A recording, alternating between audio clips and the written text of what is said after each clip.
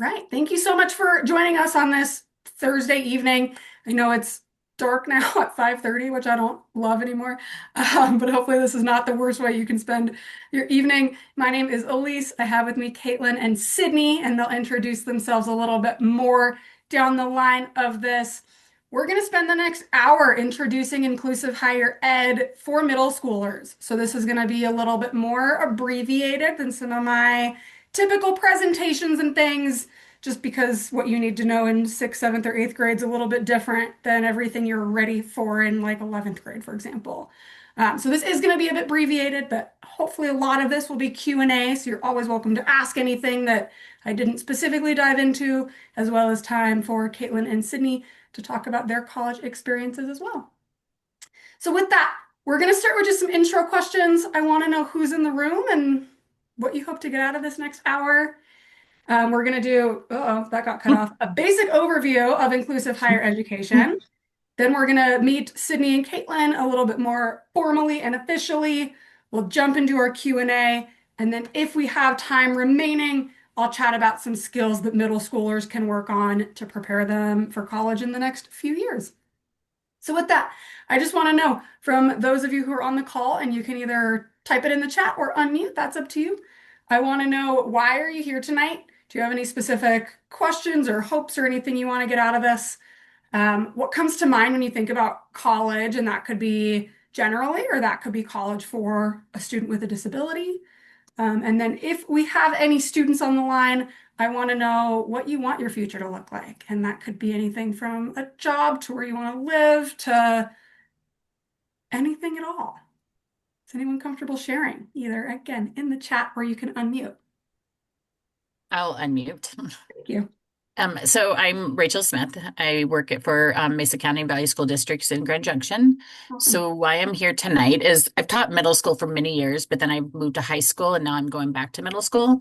And so I view transition in college differently from, being now at the high school. Yeah, So it's probably that last one that you talked about, like what skills should we be doing in middle school?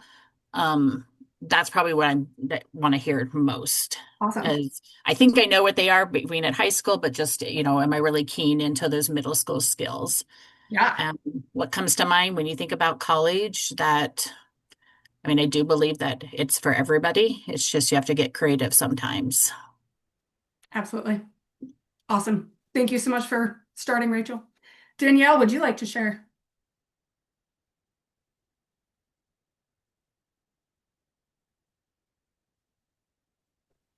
Oh, sorry. I'm on my phone. Can you hear me? I can, yeah. Okay. I'm multitasking here. Was trying to figure out how to unmute on my phone. So I'm the mother of an eighth grader who has Down syndrome, and heard about this from his case manager, and just we just had his IEP, his first transition IEP last week, and just felt like a good timing to start thinking about. He says he wants to go to college. His sister graduated from college last year. Cool. So he's got it on his mind that it's what he wants to do. I don't know if he fully understands what that means, but thought I would start learning more about it. Yeah. Awesome. Thank you for being here, Danielle. For those of you who are joining a few minutes late, thank you so much for being here tonight. Just to kind of recap, right now, I just kind of want to get to know who's in the room a little bit. So if you want to share why you're here tonight, what you're hoping to get out of this, what comes to mind when you think about college, that could be in general, or that could be more specific to our friends with disabilities. And then if we have any students on the line, what they want their future to look like. So either Laura or Liz, you're welcome to unmute or put it in the chat, or you're welcome to just not share if you're not comfortable with that.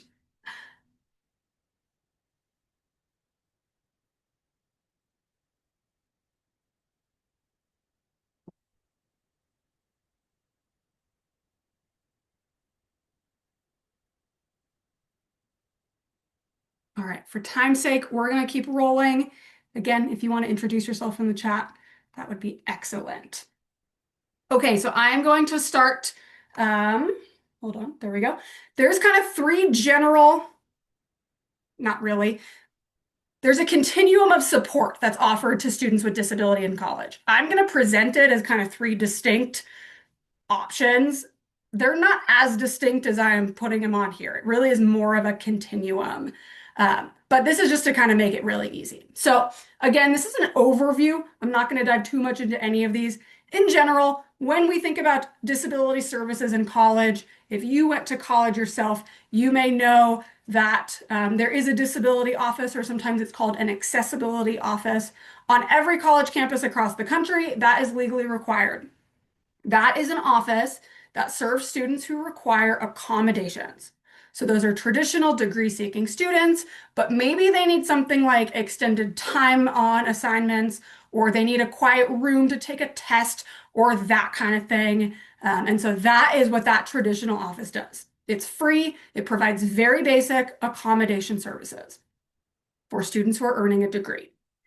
Then we have kind of this middle area. Again, it's more of a continuum, but to make it very easy, we're just going to call this the second sort of tier of support.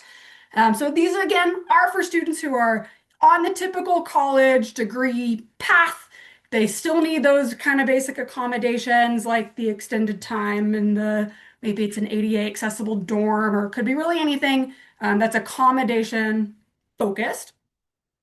However, these are students who maybe need something in addition to that. Maybe they need academic coaching or executive functioning coaching, or kind of something extra to help them stay organized, help them stay prepared so that they can be successful, graduated, degree-seeking college students. Now, universities are not required to provide those services, and so many don't. These are often provided through private organizations and things like that. Sometimes they are through college campuses, but they almost always have an associated fee. What we are going to share about today is inclusive higher education. So this is a college path specifically for students who would not otherwise meet college entry criteria. These might be students who would not take something like an SAT or an ACT. Maybe they've been on EEOs throughout their middle school or high school experience. Perhaps they don't have a high school diploma. Maybe it's a certificate of completion or something else. These are students who have an intellectual disability or other disability classification that as a result means they get both accommodations and modifications. So my basic example, if you've been on a call with me before, you've heard me say this example 1,000 times. If a professor says you have 1 week to write a 5-page paper, the students who receive accommodations, maybe they have 2 weeks to write a 5-page paper.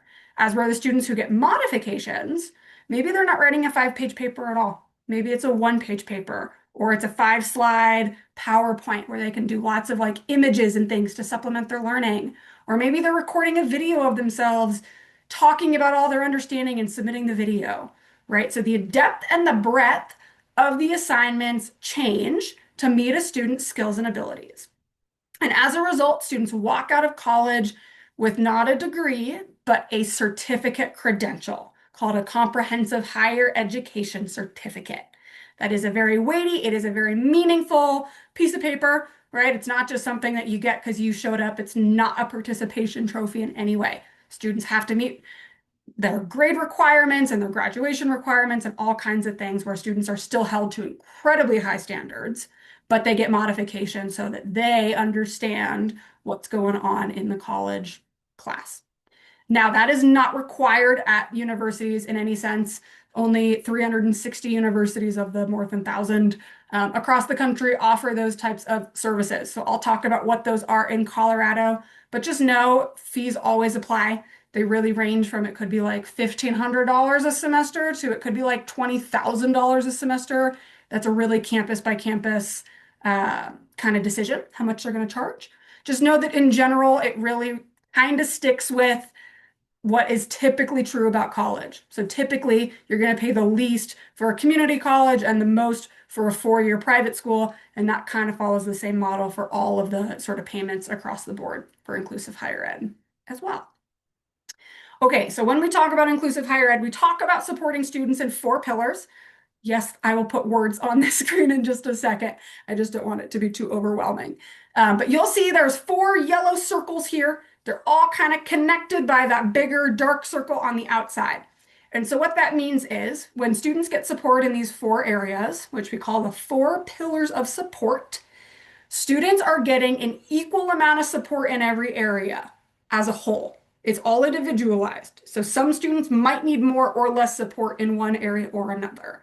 But the model allows students to get really robust and intentional support in all four areas and in interconnected ways whenever possible. So when we talk about academics, which is probably what we think about most when we think about college, students are not in special ed classes that happen to be on a college campus. They are in traditional college courses. They are in the same classes with the same peers and the same professors as everybody else on campus. They are earning grades for their work. They're studying for tests. They're working really, really hard with the support of both accommodations and modifications. Again, they're working towards that certificate credential where they get access to the entire course catalog. Any course on most of our college campuses is available to students so that they can really focus in on whatever area interests them the most. So you'll learn when we meet Sydney and Caitlin that they study wildly different things because their interests are not very similar to each other. And that's quite common, where we'll have students on campus on classes all across campus where they're held to really high standards. Now you may be thinking, that all sounds awesome in theory. I don't think I can sit in a college class, which might be like 90 minutes long, all by myself. And that's a really fair thing to be worried about. And so we can kind of talk to our college students about that when we get there, how that kind of works. But just know there are peer mentors that go to classes with students. So it's not an aide or a paraprofessional or an adult. It's going to be another college student who is trained to support students in and out of class. And that could be like helping them follow along with notes in class. That could be meeting them after class to study or do homework, all kinds of things. But peer mentors are going to sort of be the main line of support on a day-to-day basis. Of course, there's also like professor office hours and all that kind of stuff too. For social development, college is a very socially intensive time of life where most college campuses have all kinds of things going on at any time. It could be a sports game, it could be like a play at the theater, it could be Bible study, Disney club, you name it. All college campuses have a wide variety of sort of social involvement elements. And inclusive higher ed students are expected to be as involved in those things as they possibly can be. And peer mentors are there to support students in those types of events and elements as well. When we talk about career, right, for almost everybody, you go to college so that you can be eligible for whatever job it is that you hope to get after college. And so that is part and parcel of the college experience for our students as well.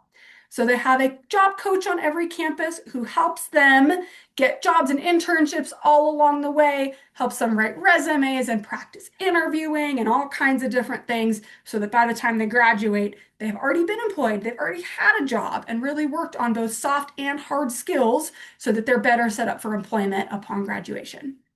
And then last but not least is independence. Some students live on campus, some don't. We'll talk about what that looks like here in a few different slides. But just kind of know that in general, college students are much more independent than middle school or high school students are. They have to get themselves from this class to that class, or from their dorm to the library, or wherever it is, right? They're just going to have a lot more downtime. They're going to have a lot more leeway to navigate where they need to go. And so they have a lot of support in making that happen. And they're also expected to be self-advocates. It is up to college students to say, this modification in my class isn't working. Or, you know, I thought I'd really like this club. Turns out it's not so fun. I'm going to try a different one instead, right? So self-advocacy or speaking up for yourself is kind of the name of the game in college. With that said, I'm going to play a video.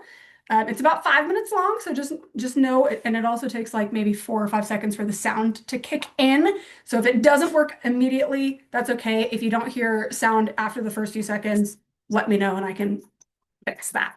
So here we go.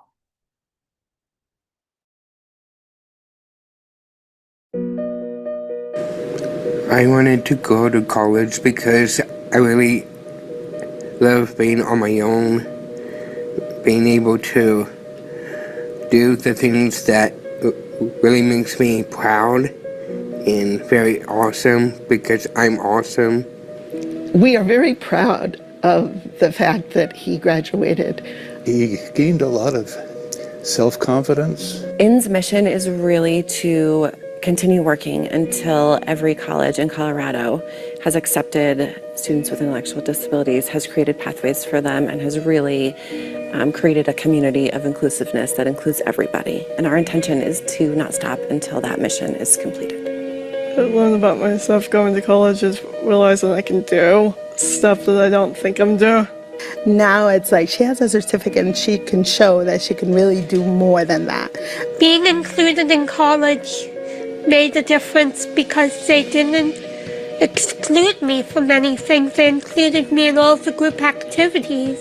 Being independent and learning new skills and expanding my horizons. If I hadn't gone to college, I won't be able to have the experience that I have now, and that I won't have a voice to be heard. My most proud of being in college is when I hang out with my three mentors. They help me a lot with my classes. It's not just me anymore. It's really everybody at the school helping her. Like, it's been huge. I really do feel like college is kind of just is a place for me to kind of just be myself and express who I truly am. Just how to be more independent and how to do things more on my own. I grew independent by living on my own in an apartment. So I was completely fine. He had a real sense of like, why shouldn't that be me? And the fact that he could, I think, gave him a ton of confidence around the notion of like, I probably could do a lot more than, the system and society expects me to be able to do. He then could see, and we could see, that he was very capable. I wanted just what my sister had. It's just huge. Like, I can't even explain it. Just knowing that she has the opportunity to experience what her siblings will be able to experience. I think the support of the folks saying, we think he can do it, and we've watched other kids like him do it, I think was huge. I have two dream jobs. My dream job is when I'm going to teach kids. My second one, I'm going to be a fashion designer. My roommates and I were all best friends together, so that was cool. Make sure you're on time to classes and meetings and try to never give up. Allowing her going to college just showed her that nothing can stop her. They have the right to be alongside their typical peers, growing their skills, growing their independence. Enjoy doing something that makes you feel happy. I definitely do think that that's the best experience I've gotten here in college. Go for it. For being here in college is really a fun experience. Go to college and not be afraid of anything, because I'm not afraid of anything now because I've done it before, and it was a life-changing moment for me. My advice for students like me would just be don't be scared and you can do it.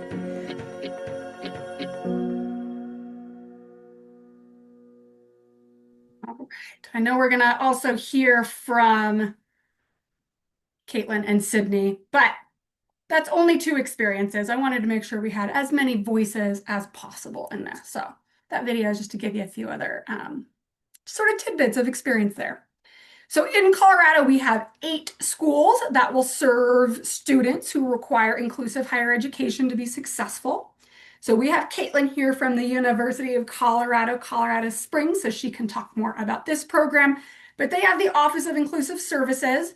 They do have the option, if you don't live in the Springs area, they do have residential living. If you want to commute, and then that's fine for you, that is also an option. That's a 4-year school. Arapahoe Community College in Littleton is a commuter campus, so they don't have residential living options there. The traditional model for inclusive higher ed at a community college is 3 years rather than 2 or rather than 4. So that's a 3-year program. Regis University has the Global Inclusive Program. Regis, if you don't know, is in Northwest Denver. They again have the option for residential living, but it's not required if you live close enough to commute. Their model is a bit unique in that they have a 1-year track, a 2-year track, a 3-year track, and a 4-year track.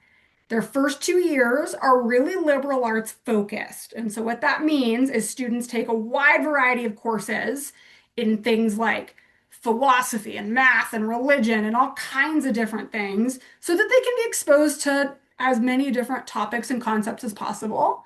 And then years 3 and 4 are career track years. And so students can choose between health professions or communications and advocacy. So each of those career tracks is 1 year. So if they did both of them, that would be 4 years. UNC Goal, we have Sydney to talk more about that program. Goal stands for Go On and Learn. That is in Greeley. Students there are required to live on campus there in dorms. Even if they live close enough to drive, they have to live there. And that's a 4-year program.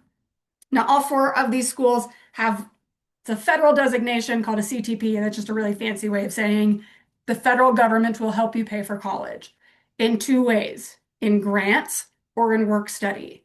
Unfortunately, because students are not on a degree path, the federal government will not provide loans. So if you do require student loans, you have to get them from a private bank or some other source. But there's lots of other federal government help and scholarships and all kinds of things like that. And then as a reminder, all of these students will walk out with that same comprehensive higher ed certificate. CSU is the Rams Scholars Program in Fort Collins. This is really unique in that it's really focused on experiential learning in the agriculture and related STEM kind of fields. So students are taking classes in things like horticulture and animal husbandry and all kinds of things like that to prepare them for jobs in rural Colorado. This is only their second school year as an operational program, so they do not yet have on-campus living. They will when they're ready for it, and they're confident that they can support students in that way. They're just not there yet. MSU Denver, right in downtown Denver on that Auraria campus, which is also a commuter school. They have a whole office called Inclusive Higher Ed Solutions, which provides a huge continuum of support for students with a wide variety of disabilities. For students who do require modifications, they'll enroll through Inclusive Support Services, and that's a 4-year option. Cultivate at Lamar Community College is in Lamar, Colorado, in the far southeast corner of the state. They serve students from Colorado, Kansas, and Oklahoma because it's really close to the border of both of those other states as well. They do have on-campus living in general because it is such a remote school. They're not quite sure when they're going to open it to cultivate students. Just like CSU, it's kind of a new program. They don't want to take that on yet until they're confident they can do it well. But they will eventually. That's a 3-year school. And then last but not least, Pikes Peak State College in the Springs has Aspire Scholars, also a commuter campus, also takes 3 years to get the certificate from there. All 4 of these schools are working to get their CTP, which is that federal financial aid designation, but they will have it eventually. And then just a reminder, it's all that same certificate.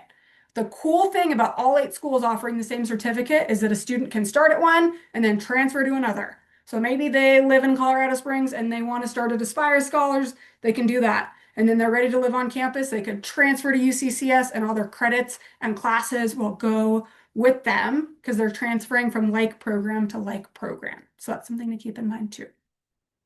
All right, I told you I was only going to talk for like the first half, and so I stayed true to my word. We're not even at 6 o'clock yet. It's our time to meet our experts to really kind of learn from them about what their college experience is like. So I want to have them start just with basic introductions. We'll start with Caitlin, then we'll go to Sydney. And so here are the things they're going to share with you. They're just going to start with their name, what school, and then their area of study. I want them to share where they grew up, what city, because we have people on this call from kind of all over. And then whether they drove to campus every day, so that would be a commuter student, or live on campus. And then lastly, your favorite part about college. So, Caitlin, kick us off with your name, school, area of study. Hi, my name's Caitlin Roman. I went to UCCS. I'm a graduate, and my area of study was sports management. Awesome. Where did you grow up? I grew up in Colorado Springs, Colorado. Okay, so you grew up in Colorado Springs. You went to college in Colorado Springs. Did you Yes. live on campus or did you commute? I commuted. Awesome. Yep. So Caitlin's mom drove her to school every day, most days. Yeah, most days. Yeah. And then well, you graduated, but what was your favorite part about college? My favorite part about going to college was on the events, and going to Beagle Night and hanging out with friends and mentors. Awesome. Events, bingo night, hanging out with friends and mentors. Thank you for kicking us off, Caitlin. Sydney, take us away with your name, school, and area of study. I'm Sydney Rogers. I go to UNC in Greeley, and my area of study is human resources. Awesome. What city did you grow up in, Sydney? Boulder. You grew up in Boulder. Okay. So Boulder to Greeley, that's a really far drive if you did that every day. So where do you live? In the dorms. Yeah, you live in the dorm on campus. Awesome. And then what is your favorite part of college? So much more independent than high school.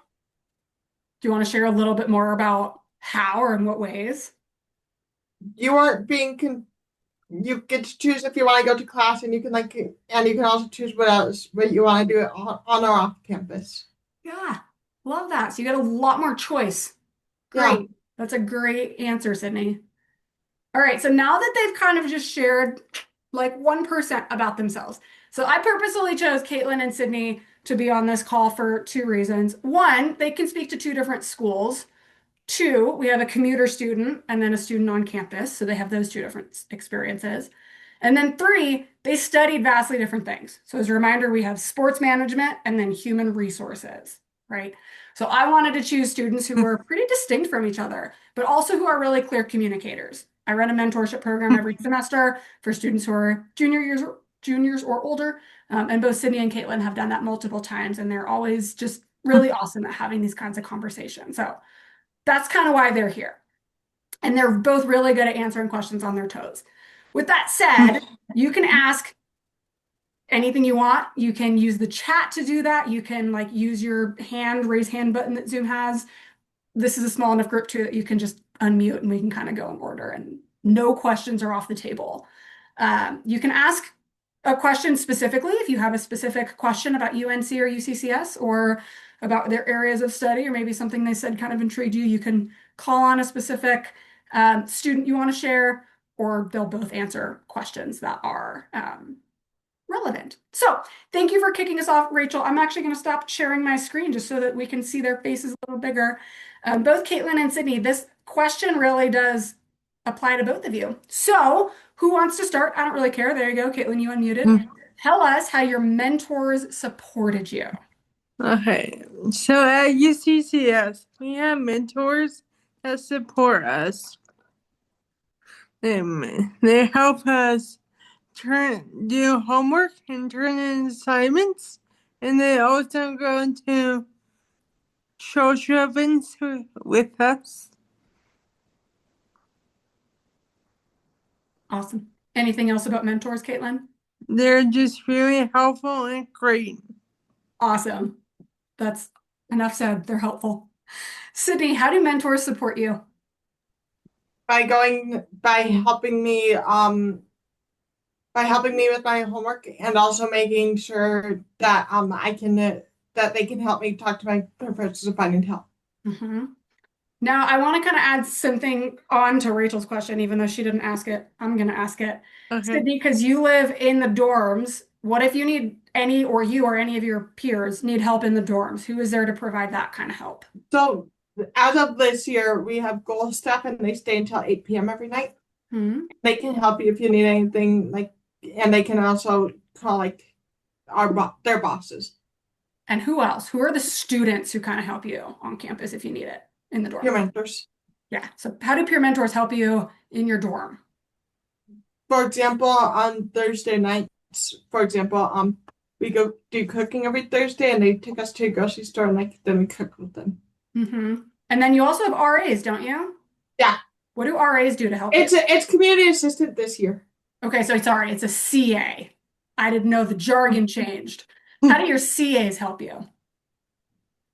Managing conflict and making sure that we're doing good in classes. Mm-hmm. So there's a lot of help in your on-campus living element of college too, right, Sydney? Yeah. Yeah. Awesome. That was my addition. Thank you for rolling with that. Danielle asked in the chat, did either of you go to a transition program or did you go right from 12th grade into college I went to transition. for all 3 years? Right. Or did you start it but not finish it?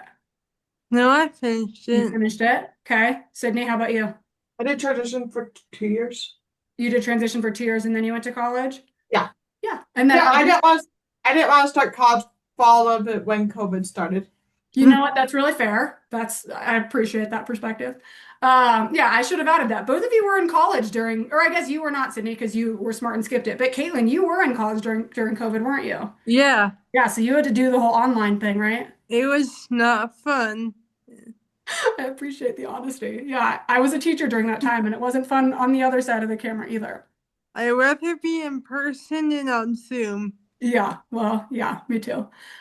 So to kind of answer more of that question, transition is not required. Students can go right from 12th grade into college if they're ready for it, if their skill sets are there and they're ready for the independence and all that kind of stuff.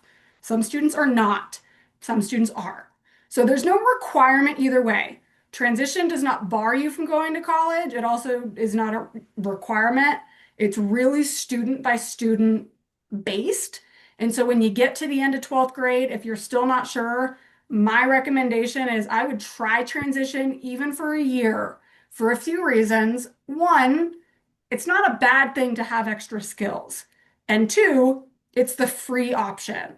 And so rather than spending thousands of dollars on college, if it's not right for you, I personally would say for your family's financial, maybe you're better off than me. If it were me, I would choose the free option first. Okay, so that's kind of the scale, but it's really individualized. That's a great question, Danielle. Laura wants to know, for a typical college student, there is a lot of unstructured downtime. What kinds of programs or activities help keep you occupied? Do either of you want to answer that first? Like what we do during our downtime. What do you do when you're not in class? I was hanging out on campus, just hanging out with friends and our mentors. Mm-hmm. And I was doing this project called Diamond Dots. It's a project that keeps you occupied. Mm-hmm. And I have done 63 of them. 63 diamond dots. Yeah. I want Sydney to answer that question too, and then I have some follow-ups. Sydney, what happens at UNC during your downtime? Is there any like activity or structure or anything? It's downtime when you don't have classes. Yeah. Free time. Downtime, we just do whatever we want. Yeah, basically. Always? Do you have any required anything outside of class? You have academic support, which is where you get to do your homework it's 3 to 4 times a week, depending on how much homework. It's 1 hour for every class. Okay. And we also have time at campus, which means you can do your homework and get stuff done. Mm-hmm. So there is structured kind of academic time, right? Yes. Now, I know, for example, at UCCS, there is also more, you get choice, but there's kind of more structured social time, right? So, Caitlin, you lived off campus. How many activities did you have to go to? It was, I think, 2 per month. Yeah, since you were an off-campus student, you had to go to 2 on-campus programs per month. For students who are residential students who live there, they have to go to 2 per week. Exactly. Did anyone tell you what 2 events you had to go to, Caitlin? No, we got to pick, but there's someone that sends out an email with all the events that you can choose from. Mm-hmm. And then we pick for the ones that we want to go to. Yeah. So every week at UCCS, they get an email that says, here's all the events. And sometimes even they miss them, right? But it's all the events they can find. They compile every week and say, look through these and see if there's anything you want to go to. And so they have to engage a certain number of times per month, depending on whether they live on campus or not. Goal has to do that. Goal has to do that 3 times a week for the freshmen. 3 times per week, you said? Yes. Okay, but only for freshmen? Yes. And then after that, what happens? Then after that, you can be on your freedom more and do whatever you want to do on campus. Because you've kind of figured out how to use your free time more wisely, right? Yeah. And so do a lot of people stay in clubs and activities their sophomore, junior, senior year? Yeah. Yeah, because you kind of find your people, you find your crew, right? Definitely. Yeah, so yes, it is true, Laura, that there is a lot of downtime, a lot more independence in college. That is still true. That is absolutely the case for students like Caitlin and Sydney. And yes, there is some structure. There's some requirement to get involved. There are peer mentors who can go with them to clubs or football games or, whatever it might be if they don't want to go alone. But often they kind of go to a club and they make friends. They join a club or choir or whatever it is with other students on campus who have also joined that club or event for a reason. And so they kind of make some natural friends and have some natural supports. And so sometimes peer mentors still go with them, and oftentimes they don't need to after so many times going. So that's kind of cool. Do either of you want to add? Elise, can I talk about what Goal does on Fridays? Please. Okay, so it's called the CAVE, which stands for what we want to do every Friday night. So, for example, tomorrow night, half of Goal is going to a basketball game, and then the other half is going to a performance. An on-campus performance or off-campus? I don't know. You don't know that because you're going to the basketball game? No, because I get off work at 6 tomorrow. Got it. I can't do anything on Fridays. Shoot, bummer. But I do know you did go a few weeks ago. You went to Shields, right? Yeah. What did you do there? Got lost there. What? You got lost there? But it's 2 floors. It's a big school. Big. But you guys drove from Greeley to Johnstown, right? To go do isn't there a Ferris wheel there that you all went to do? Yeah. Yeah. So there's lots of different activities like that are peer mentors went with you all, yeah?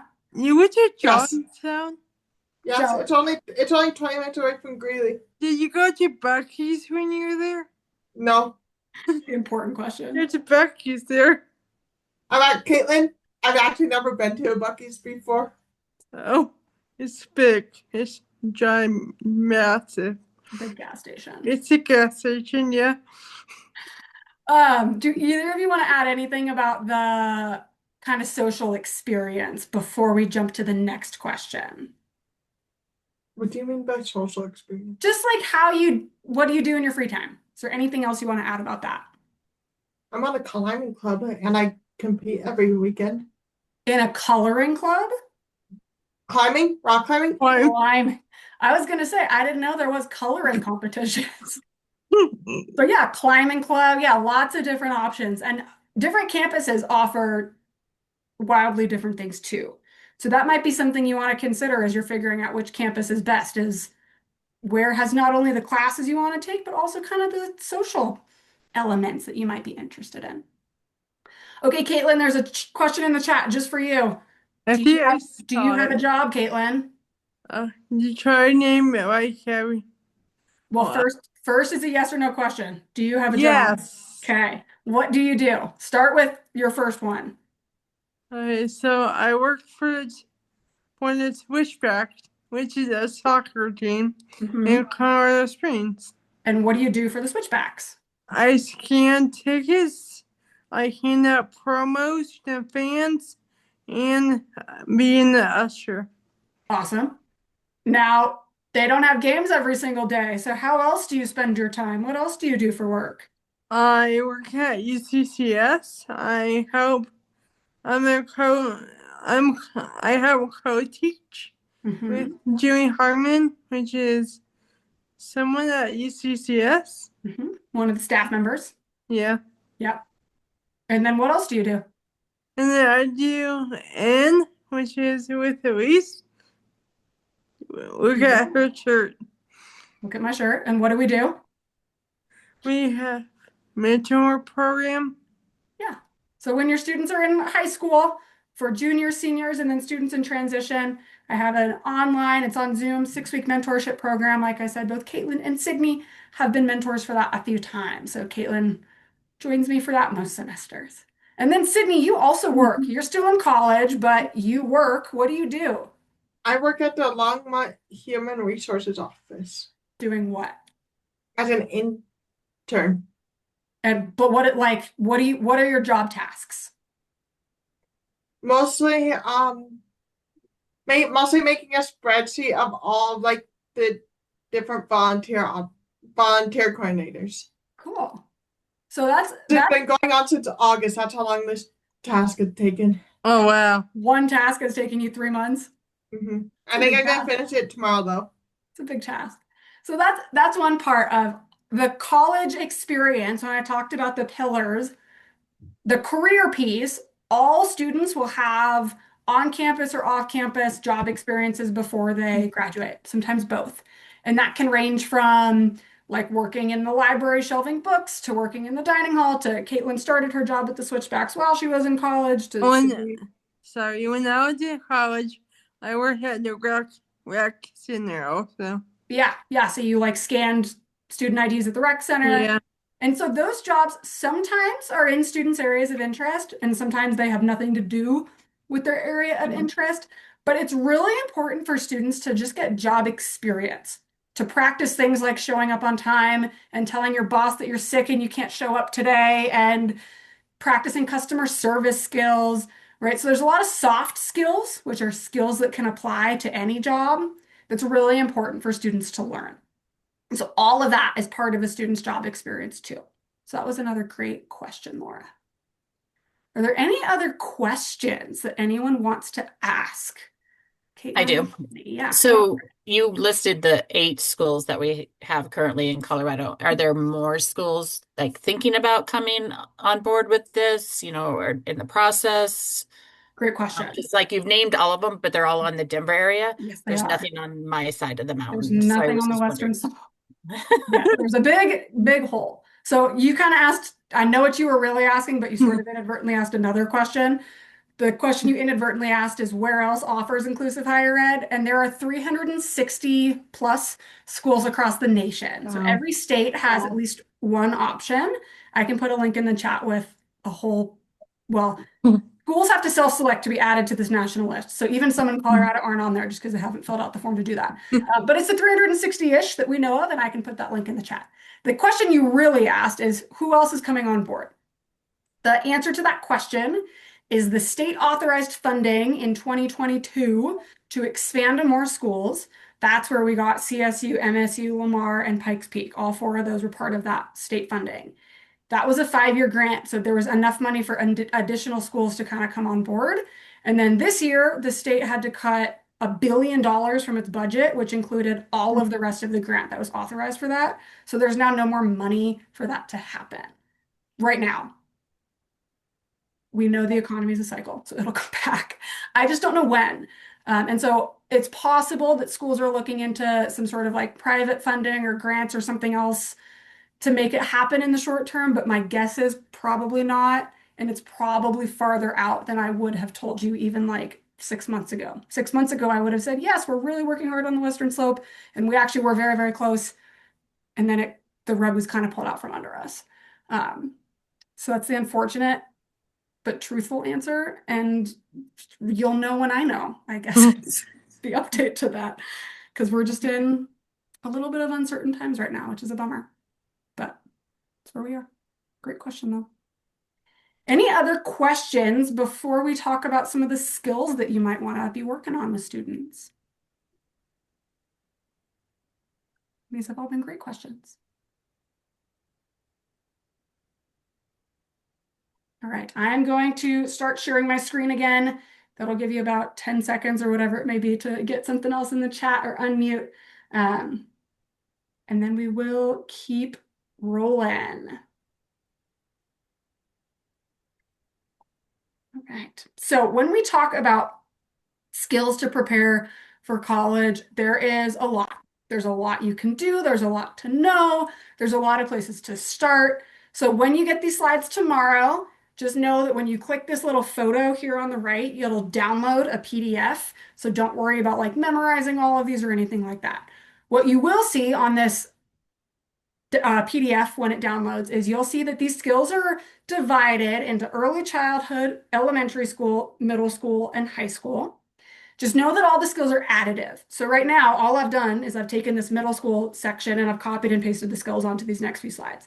However, middle school students should still be working on keeping and maybe adding some of the elementary and early childhood skills. And then when students go to high school, same thing. They'll want to still work on the middle school, elementary, early childhood. So just kind of know that. It's never a bad thing to continue fostering skills down the line. Okay, so when we think about being in middle school and preparing for college, it might feel like, why am I doing this now? I'm not going to college for 6 more years or 4 more years or whatever it is. The number one thing I hear from students and families is we should have started sooner. So kudos to you for being on this call. That's truly, thank you to yourself for being here. But here are some things you can do. From the teacher side, it's really important to be maintaining academic rigor. When students turn something in, if you know it's not their best work, make them do it again, because their college professors are not just going to be accepting anything they turn in, right? They're going to get graded based on a rubric. They might fail based on that rubric, right? And the rubric is for their modifications. It's not for the traditional syllabus. It's for what they are expected to do. They can still fail based on what they're expected to do, right? They are held to really high standards. That's something that's important to start like on day 1 of kindergarten, right? All of our students should be held to extremely high academic standards because we know they can do it.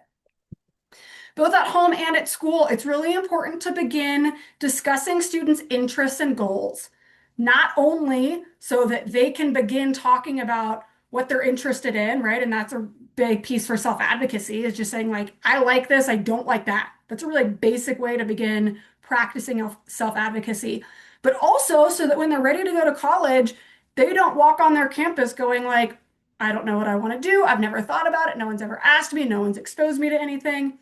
Start those conversations now, right? Even if you're starting with baby steps, like broad strokes. I know I want to do art and I don't want to do something else, right? Could be really broad, but at least start there because you need to have a starting point. It's really important for students to participate in extracurriculars, or that could be volunteering. Get students engaged in their community in inclusive ways. When students are in college, as you heard Caitlin and Sydney share, they are part of the campus community. They are doing the same things as other college students are doing on that campus, right? They're in the same library, eating in the same dining halls, going to the same clubs and events and things like that. And if students don't know how to engage in their communities in inclusive manners, that doesn't set them up for very much success. So start early, right? If they're not already in inclusive soccer or volunteering at the zoo or whatever it is, right, where they're getting engaged in their community in ways that are meaningful for them, that's a really great way to start so that there's not kind of that culture shock element when they do that in college. Now, in 2025, and by the time you get to college, it'll be even like maybe 2030, depending on how old you are. Teachers are not in college really accepting like hard paper, hardly anything, right? Caitlin, did you ever really turn in anything live or was it all online? It was all online. And that you graduated 2 years ago, right? So that was even true 2 years ago. How about you, Sydney? I graduated in 23. 23, yeah, so 2 years ago. Yeah. How about you, Sydney? It depends on the class, but mostly actually in paper. Oh, okay. I did not expect that answer. Wow, thank you for correcting me. All my senior classes so far have been turned in on paper. Okay, well, there we go. With that said, you still have some stuff online, right? No, not this semester. You don't turn in any assignments on Canvas? No. Wow, but other semesters? Yes. Okay, so that tends to be the case more in college, is that students are doing like discussion boards online or are turning in their assignments online, or even if they're not, maybe they are, Sydney, where they get to print out everything and hand it in, right? That's how we do it. You still have to email your professors and follow your calendar, which is usually like your calendar on your phone, right? Yeah. So just getting comfortable with technology goes a long way. Sometimes we hear from our professors, particularly of professors of our freshman students, that they will come on campus and they've not really been taught email etiquette. And so they're sending an email like a text, where instead of sending like one email with 3 or 4 questions in it, they're sending 3 or 4 emails that are each maybe one sentence each. And they're just kind of blowing up professors' inboxes, which can be, first of all, annoying, but second of all, just logistically hard to track, right? And so practicing sending an email, I always recommend at the end of every class period or at the end of every day, students should send an email to their parents or their case managers, or maybe they're even just sending an email to themselves. But just even say like, today in math, my homework is this, my homework in history is this, my English homework is reading this worksheet, right? And even if it's just like, that's their planner or their agenda, get used to putting in a subject line, to using a dear so-and-so, all my best, blah, blah, blah, right? Like, even if it's just starting an email and ending an email, using proper punctuation and capitalization, all that can go a really long way. But if students have never been taught those skills, or they've never been taught to use an online discussion board or to turn in assignments online, even if the system itself is different in college, which it might be, just the act of doing it and knowing in general kind of what that looks like can really, really help. Punctuality and time management are so important. Students have to arrive to class on time in college. I know a lot of our students are maybe released a few minutes early or that kind of thing, just so that they're not like in the chaos of the hallway in middle school or high school. That makes a lot of sense. Love that. When I was a teacher, I used to dismiss a handful of students early or let them come in late for the same reason. I get it. It works in a middle school or in a high school setting. That's great. In college, professors are starting the moment the clock strikes, whatever time class starts, right? Yeah. So that's all valuable content that students are going to be missing. And so not only getting there on time is important, but also time management, which is one thing that we already talked about. There's a lot of unstructured time. So yes, there is support, right? There are academic classes and things students go to where they get to do their homework and whatever else that looks like. But a lot of it is like, you might have 3 hours between class. How are you going to use it? Are you going to scroll through TikTok for 3 hours? No. Maybe you're going to do the dining hall and get lunch for an hour, and then you're going to go to the library and study for an hour, and then maybe you're going to meet up with a friend for an hour, right? And then you're going to go to class. But just go for it. Use it wisely. Use it wisely, right? And figuring out what that looks like. If you don't know what it means to use your time wisely, how do you know? So it's important to practice those kinds of things. And that could even include like a menu of choices or things like that to help students kind of pick. If students are not going to their own IEP meetings now, they need to, because in college, those meetings, it's not an IEP meeting, it's called a person-driven planning meeting, but those meetings do not happen without a student. It is not optional. If the student is not there, the meeting is canceled or it's rescheduled. So students need to get really used to sitting in those meetings, hearing people talk about what their skills and abilities are, sharing what they themselves think are their own skills and abilities, academically, socially, kind of in every sense, right? Because if they get to college and they've never had to do that before, that's a really foreign thing to have to do, right? To say, I'm really good at this, I really don't like this, right? All those kinds of things are very, very valuable and necessary for college students. We already mentioned being comfortable with downtime, so I'm going to skip that one. Exploring how to manage personal information, things like passwords, right? In college, you have like your email, your calendar, your Canvas, right? Or your grade system. There's all kinds of different areas to log into. Typically, that's like a one email, single login kind of thing, but not always. And so I would encourage your student to figure out how to like save passwords securely on their phone or on their computer, right? So that we're not just like putting personal information on a sticky note that might fly out of our backpack walking from class to class. Kind of basic stuff, but sometimes I think we forget to prepare our students for that. Okay, to really dig specifically into academic skills, use a planner, figure out how to track your own stuff. That could be in your phone or your Chromebook or your laptop if your school gives you one. But in college, it's really on students to meet their own deadlines, get themselves to class, all that kind of stuff. So start practicing that now. Get a checklist to prepare for class, right? Like, do I have my backpack? Do I have my math workbook? Do I have a pencil, right? Just to kind of get students used to making sure that they are preparing themselves for their classes rather than having like a parent or a teacher say, hey, make sure you have this thing, right? The student can practice doing that on their own. Using strategies to identify core information, right? So It's really hard in college when you're reading, you are reading college level texts, right? Even if you don't have a college level understanding, you might have a peer mentor or someone to help kind of walk you through it, but you still got to pull out at least some parts of key information. And so getting used to taking notes or regurgitating information out loud to a peer mentor or a parent or a teacher or something like that can really go a long way. Studying is something that not just students with disabilities, a lot of middle school students don't know how to study because they've never had to. But in college, you study a lot. And so getting used to like figuring out what you like. Do you like paper note cards or do you like something like Quizlet? Do you like reading your own notes to yourself out loud or do you like having someone else do it with you, right? So even just figuring out, I like this, I don't like that in terms of studying can go a long way. As I mentioned earlier, it's really important for students to do their best quality work, to hold themselves to high standards. And so if teachers are not doing things to help give students time to assess their own work, I would encourage adding that as part of your lesson plan. And then in terms of social emotional skills, because that's a huge chunk of the college experience too, you're gonna get constructive criticism in classes, at work.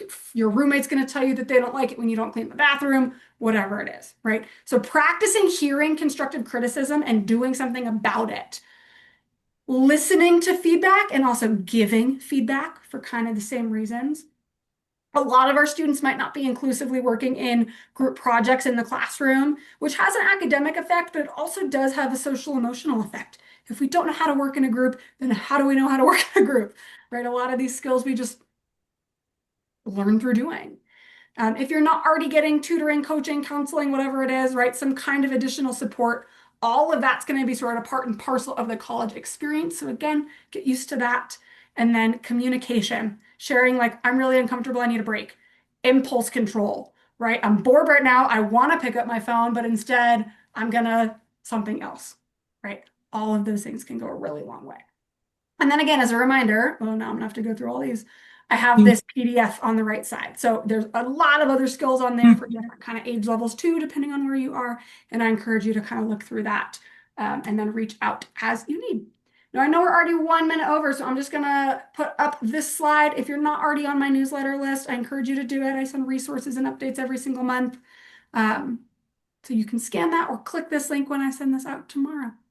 Other than that, if anyone has any additional questions, you're welcome to stay on and ask. If you don't, thank you for joining us for the last hour. We so appreciate your time, and you're welcome to hop off because I've now taken 1 more minute than I said I would. It's never too early to start thinking about college. Yes. Good. It is never too early. Do you both do you wish you started earlier? Or do you feel like you started at a good time? At a good time. How about you, Sydney? I wish I started right when COVID started so I could have graduated college with all of my friends. Yeah, that's a fair point. But we didn't know COVID was gonna, happen or last as long or any of that.